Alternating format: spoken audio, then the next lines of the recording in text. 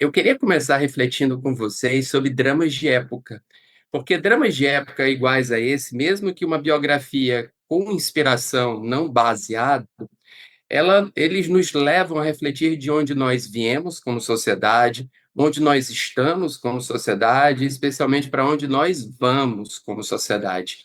E aí eu queria começar refletindo com vocês, como vocês acreditam que Ciclone pode convidar o espectador a refletir sobre temas caros às mulheres, tais como direitos reprodutivos, a equidade no ambiente profissional? Não, achei muito interessante a tua Muito, colocação, porque eu muito acho que é legal. exatamente É. esse o desejo, né? Que através de um filme em que a gente se inspira de uma personagem real, mas que não chegou a ter uma vida, não chegou a ter nem tempo de correr atrás do sonho dela, como a nossa personagem tem, né? Como se a gente fizesse uma homenagem para ela, imaginando uma continuidade para a curta vida que a Miss Ciclone teve.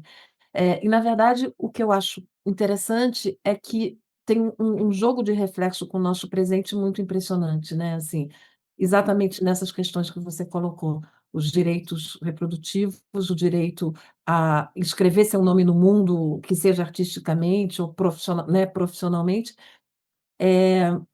Então eu acho que, assim, o pensamento do filme foi: como é que a gente conta, assim, para mim, quando eu cheguei, né, quando a Luísa me convidou, como é que a gente conta essa história, deixando que o espectador de hoje em dia faça essas relações livremente, né, sem a gente dizer: "Olha aqui", né. E eu acho que a estratégia foi fazer um filme, eh, de época, mas tirando talvez todas aquelas coisas que puxariam ele para um passado e enclausurariam ele naquele tempo, né. Os diálogos são totalmente contemporâneos, a estética do filme nos remete mais a Patti Smith, talvez, do que a uma personagem daquele tempo, né. Tem uma atemporalidade no tratamento, embora, eh, escrevendo também o filme no seu tempo, né, sem deixar de ser um filme que se passa em 1919. A gente quis fazer com que, ao ser visto, ele possa ser sentido como se fosse uma mulher contemporânea a nós, né. Acho que é isso, assim. Uma coisa é que eu acho que a gente está num tempo de profundo retrocesso, não é de pequeno retrocesso, né, nos direitos das mulheres. A gente aqui no Brasil não chegou nem a ter o aborto legalizado, descriminalizado, que estão tentando nos tirar os direitos que a gente já tem de um aborto legal que já era hiper precário, né, culpabilizando enfim, massacrando as meninas e as crianças, no caso, vítimas de estupro. Então a gente está num retrocesso absurdo, assim. Daí quando a gente vê um filme como esse, que espelha esse presente, é muito louco, né, é muito louco, assim. Enfim, era só um comentário Não, meio mas é. solto, mas é porque é chocante. E acho que a gente está muito estagnado nessa pauta, né, Flávia? Digo, eu não sei, eu acho que é tudo, eu não consigo vislumbrar, é tudo tão, é cada vez mais conservador, né? Eu fico imaginando para onde a gente vai com isso, né? Mas eu estava falando, É. talvez uma coisa de complementar, assim, esse que eu estava relendo a Virginia Woolf essa semana, e é uma coisa que mexeu muito comigo reler, porque é um livro que foi muito inspirador para construir a Ciclone, né, Um Teto Todo Seu, para construir principalmente a história do Cortiço, daquela casa, né, daquela invasão sonora, né, aquela personagem que não tem um espaço, né, de construção para sentar e construir, né, e criar e escrever, ao mesmo tempo tudo aquilo também é motor para a escrita dela, né, uma personagem muito porosa, né, que todo o externo mobiliza e estimula o processo criativo dela, né. Mas além disso, eu fiquei, até escrevi isso aqui, né, que eu fico pensando que é isso, que em algum lugar, talvez atávico mesmo, né, assim, a gente ainda carrega esse peso da história dentro da gente, né. E eu acho que o filme fala sobre isso também, sobre a necessidade e o desejo de romper com essa estrutura, né, que atravessa a gente, né, esse fio invisível que ainda une a gente a todas essas mulheres que vieram antes da gente. É muito impressionante as coisas que ela conta no livro, né, e muitas mulheres escrevendo sob pseudônimo, né, isso, claro, no século anterior a Ciclone, mas enfim, ainda assim, como é que a gente ainda carrega essa essas pequenas e grandes violências dentro da gente, né? E o desejo e a necessidade absoluta de romper com isso. O filme, eu acho que ele coloca no corpo dessa mulher o desejo de romper com um ciclo de violência mesmo, sabe? E ao mesmo tempo ela se vê ainda refém, né, do mundo, porque é isso, o mundo engole ela e ela quer engolir o mundo e o mundo engole ela. Essa permanente, esse embate, né, do desejo e o medo e o desejo e a necessidade de romper, né? Eu posso começar? Você mencionou o cortiço, e eu acho que pensou uma ideia na minha cabeça de como nós perpetuamos como sociedade discriminações de forma sistêmica. A gente nem precisa, como a Flávia mencionou, ter um retrocesso explícito legal como a gente pode está Uhum. tendo na questão do aborto. A gente pode colocar simplesmente uma mulher em um local marginalizado no qual ela não pode criar, incapaz de criar, ela não pode se desenvolver e não pode se libertar do trabalho de e eu acho isso muito sensível, que é poético até. O trabalho dela é escrever suas próprias palavras, mas o trabalho que paga as contas é colocar as letras das palavras dos outros Ai, que no lindo. papel. Sim, Uhum. que Uhum. lindo. É. Exatamente isso. Ah, isso foi algo que me pegou, que eu achei muito sensível. Mas, Luísa, eu vou dar continuidade no que você falou, porque você interpretou a personagem no teatro. E no teatro, a atuação meio que evolui. Ela te dá a oportunidade de você, pô, esse diálogo não ficou legal. Ah, deixa eu descobrir essa camada, deixa eu descobrir essa nuance. Então, você está no processo constante de construção. Mas no cinema, tu tem aquele momento. Como foi para ti escolher o que eu denominei a atuação definitiva da É Ciclone?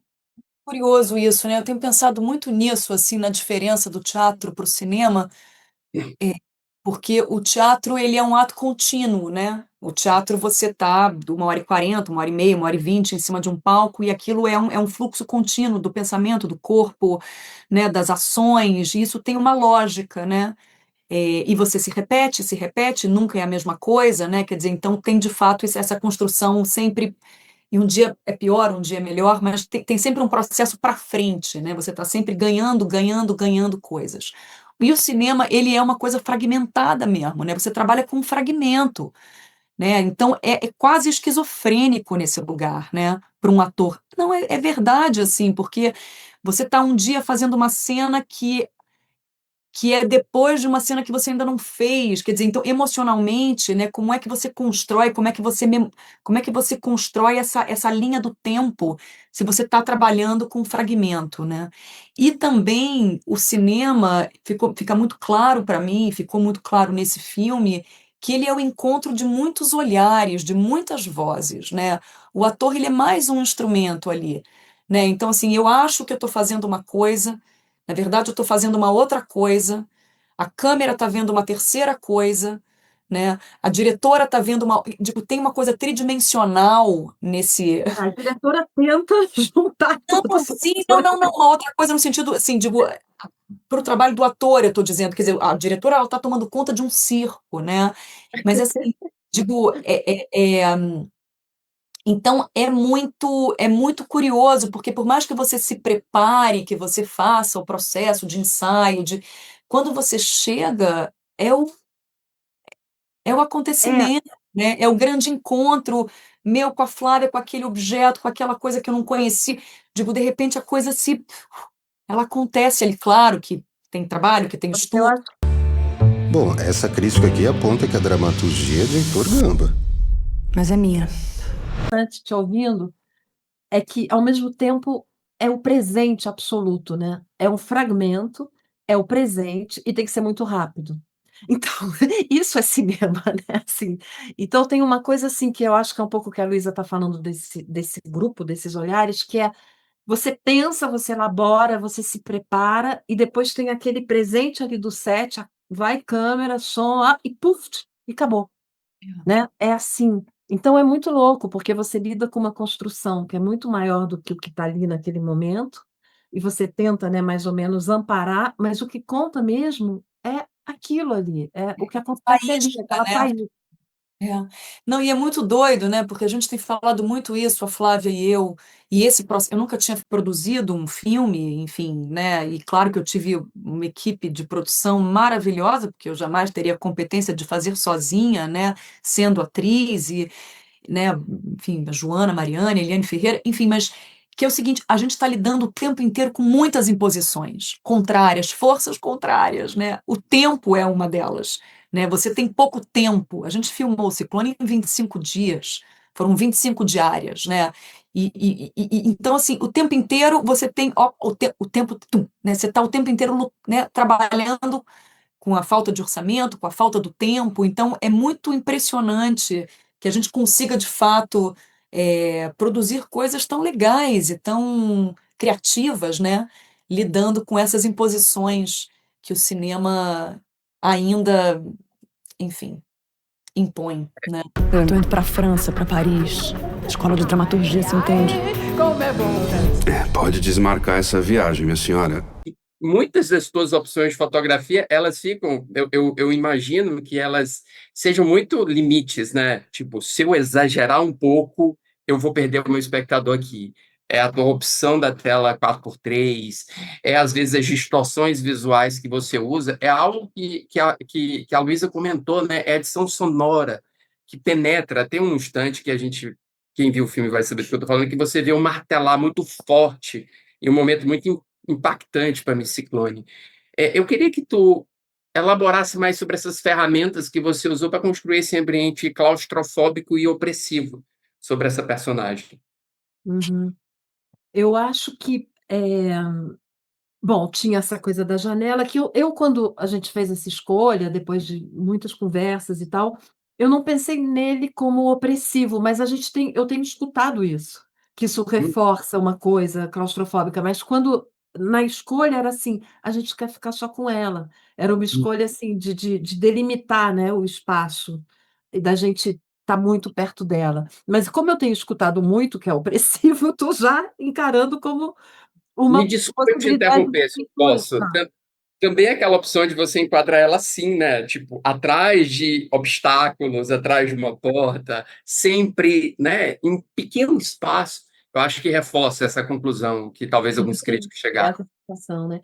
Eu acho que ela tá, exceto no quarto dela, em que ela, né, ela ocupa aquele espaço todo mais livremente, exceto em alguns momentos, na festa, na dança, de fato, é um corpo oprimido ali, né, é um corpo entre espaços, entre o municipal e o cortiço, né, nesse trajeto que ela faz. Esses trajetos têm sempre essa invasão do som agressiva, né, de uma São Paulo em construção, assim, uma coisa muito feroz ali, que a ideia do som tem 2 aspectos, assim, um era dar conta da construção de uma cidade, desse momento em que ela vive ser um momento rico também nesse sentido, né, uma cidade sendo transformada, e obviamente a gente não tinha orçamento para mostrar isso, então o som vinha e de qualquer forma, mesmo que tivesse, eu acho que eu ia preferir colocar no som do que colocar na imagem, porque eu acho muito interessante essa coisa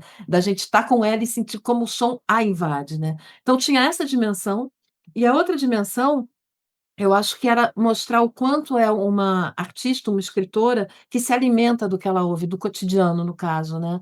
E eu acho que isso tem uma coisa da escrita de uma mulher que está atenta ao que acontece ao seu redor, né, à sua classe, ao espaço em que ela ocupa, que ela vive e tal.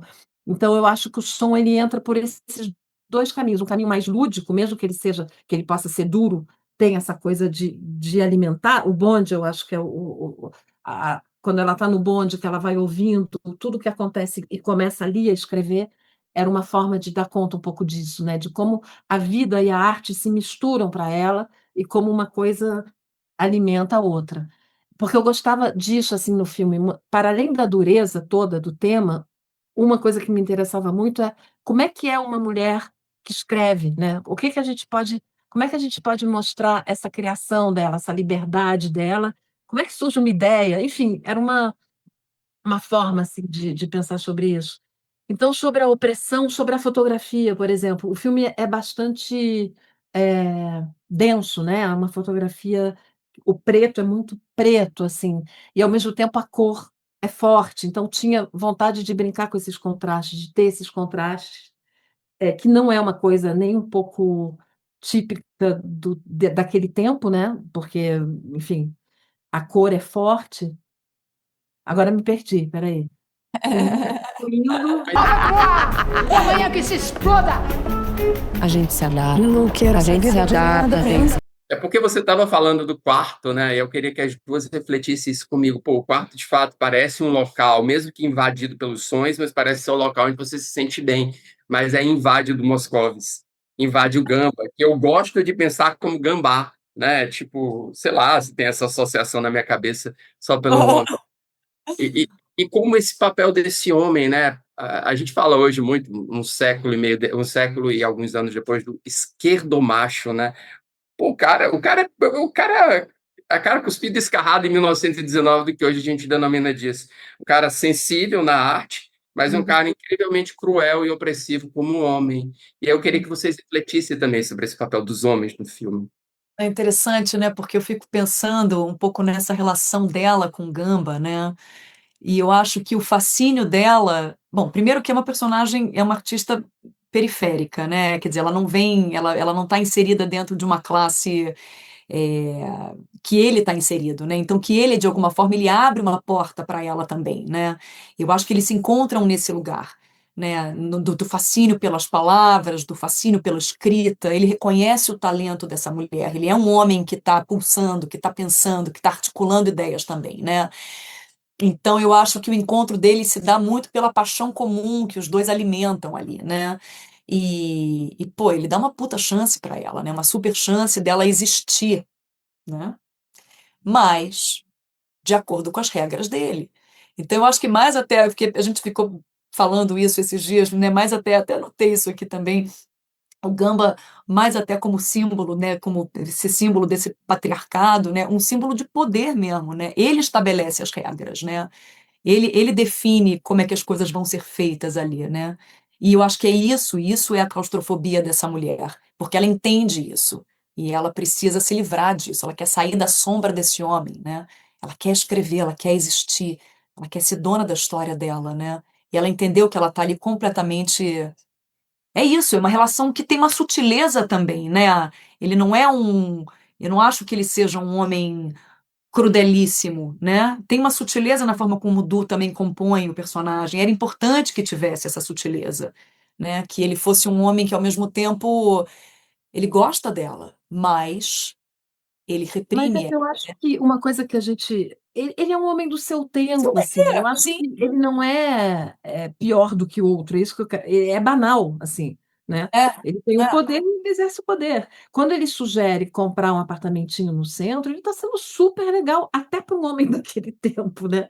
Ele está querendo sustentar aquela mulher, né? Cuidar dela, né? Fazer o que se espera que um homem bom faça, e eu acho isso interessante, assim, não deixar ele também no lugar do vilão absoluto. exato, é. Que é e não é. É, mas, né, tem que contextualizar as coisas, assim. Mas acho importante isso, porque tem o poder econômico que também é muito definidor dessa relação, né, não é só a questão do machismo e do patriarcado. Quero essa vida de merda pra mim. Querem dançar. Eu ia até interrompê-las falando de uma espécie de relação vampírica, né? Em que eu roubo a tua vitalidade, eu roubo a tua criatividade, e é minha. Tipo, eu tomo tua criatividade, tua vitalidade para mim. Não é mais seu, o crédito é meu. Mas aí você fala do banal, eu acho que o banal também entra muito nesse jogo. Poxa, adorei conversar com vocês, adorei tanto quanto eu gostei também do filme. Parabéns pelo trabalho. Flávia, parabéns por Deslembro. Agora eu tenho uma oportunidade de parabenizar. Obrigada. Obrigado também, acho um filme incrível. E eu desejo todo sucesso para Ciclone. Parabéns mesmo, viu? Nossa, obrigada mesmo, foi ótimo Ótimo, falar super com você obrigada. também. Muito obrigada.